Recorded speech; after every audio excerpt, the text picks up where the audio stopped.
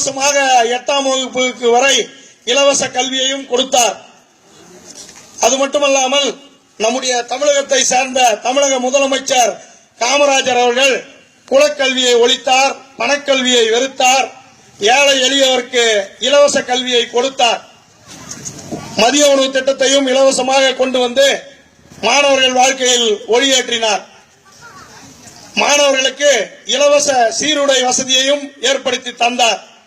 2-3 முறை முதல்வராக இருந்து பல நூறு கோடிகளை சேர்த்து விடுகின்ற இந்த காலத்தில் 3 முறை முதலமைச்சராக இருந்தும் தன்னுடைய சட்டை பையில 110 ரூபாயை தன்னுடைய சொத்தாக வைத்திருந்த ஒரே உத்தம தலைவர் காமராஜர் என்பதை யாரும் மறக்கவும் முடியாது, மறுக்கவும் இயலாது.